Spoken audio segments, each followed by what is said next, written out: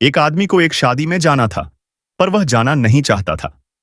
व्यस्त होने का बहाना बनाया क्योंकि गांव की शादी में शामिल होने से बचना चाहता था, लेकिन घर परिवार का दबाव था, इसलिए जाना पड़ा।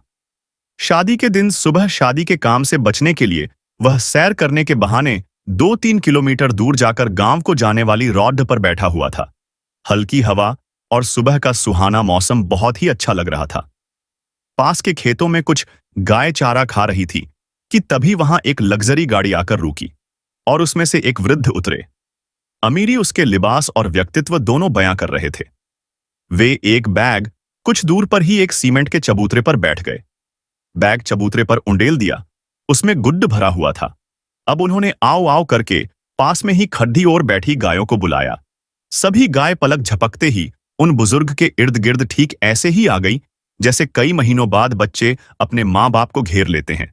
वह वृद्ध कुछ गायों को गुड़ उठाकर खिला रहे थे तो कुछ गाय अपने से खा रही थी, और वे सज्जन बद्धे प्रेम से उनके सिर पर गले पर हाथ फेर रहे थे।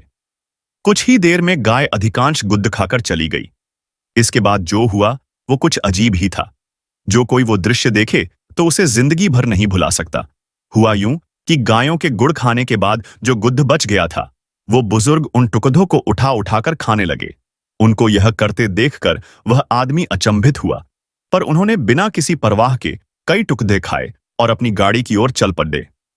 वह आदमी दौड़कर उन वृद्ध के नजदीक पहुंचा और बोला, श्रीमान जी, क्षमा चाहता हूं, पर अभी जो हुआ उससे मेरा दिमाग घूम गया।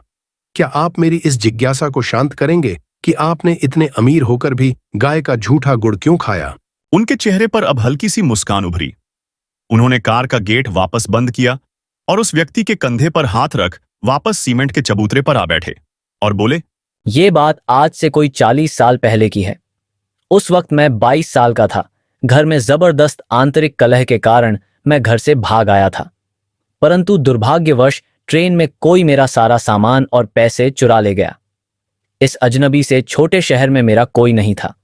भीषण गर्मी में खाली जेब के 2 दिन भूखे रहकर इधर से उधर भटकता रहा और शाम को भूख मुझे निगलने को आतुर थी।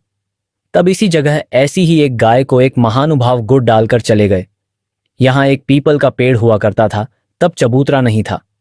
मैं उसी पेड़ की जड़ों पर बैठा भूख से बेहाल हो रहा था। मैंने देखा कि गाय ने गुड़ छुआ तक नहीं और उठकर वहां से चली गई। मैं कुछ देर किंकर्तव्य विमूढ़ सोचता रहा और फिर मैंने वो सारा गुड़ उठा लिया और खा लिया। मेरी मृत प्रायः आत्मा में प्राण से आ गए। मैं उसी पेड़ की जड़ों में रात भर पड़ा रहा। सुबह जब मेरी आंख खुली तो काफी रोशनी हो चुकी थी। मैं नित्य कर्मों से फारिग हो किसी काम की तलाश में फिर से सारा दिन भटकता रहा, पर दुर्भाग्य मेरा पीछा नहीं छोड़ रहा था। एक और थकान भरे दिन ने मुझे वापस उसी जगह निराश भूखा खाली हाथ लौटा दिया। शाम ढल रही थी।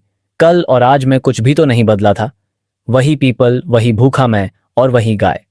कुछ ही देर में वहां वही कल वाले सज्जन आए और कुछ गुड़ की डलिया गाय को डालकर चलते बने। गाय उठी और बिना गुड़ खाए चली गई। मुझे अजीब लगा, परंतु मैं बेबस था, सो आज फिर गुड़ खा लिया और वही सो गया। सुबह काम तलाशने निकल गया। आज शायद दुर्भाग्य की चादर मेरे सर पे नहीं थी, सो एक ढाबे पर मुझे काम मिल गया। कुछ दिन बाद जब मालिक ने मुझे पहली पगार दी तो मैंने 1 किलो गुड़ खरीदा और किसी दिव्य शक्ति के वशीभूत 7 किलोमीटर पैदल पैदल चलकर उसी पीपल के पेड़ के नीचे आया। इधर उधर नजर दौड़ ढाई तो गाय भी दिख गई। मैंने सारा गुड़ उस गाय को डाल दिया। इस बार मैं अपने जीवन में सबसे ज्यादा चौंका, क्योंकि गाय सारा गुड़ खा गई, जिसका मतलब साफ था कि गाय ने 2 दिन जानबूझकर मेरे लिए गुड़ छोड़ा था। मेरा हृदय भर उठा उस ममतामयी स्वरूप की ममता देखकर।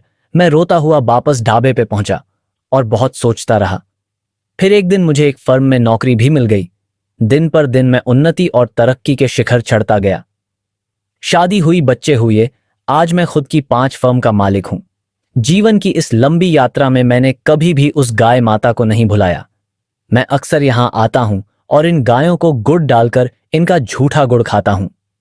मैं लाखों रुपए गौशालाओं में चंदा भी देता हूं, परंतु मेरी मृग तृष्णा, मन की शांति यही आकर मिटती है बेटे। समझ गए अब तो तुम? ऐसा बोलकर वो वृद्ध बहुत भावुक हो चले थे। उस व्यक्ति ने हाँ में सिर हिलाया। वृद्ध गाड़ी से रवाना हुए और वह व्यक्ति उठा और उन्हीं टुकड़ों में से एक टुकड़ा उठाया, मुंह में डाला वापस और बोला, सचमुच वो कोई साधारण गुड़ नहीं था। उसमें कोई दिव्य मिठास थी जो जीभ के साथ आत्मा को भी मीठा कर गई थी।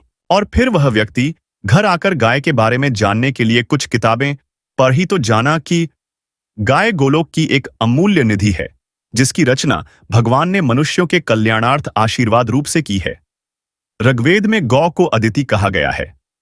दिति नाम नाश का प्रतीक है और अदिति अविनाशी अमृतत्व का नाम है। अतः गौ को अदिति कहकर वेद ने अमृतत्व का प्रतीक बतलाया है।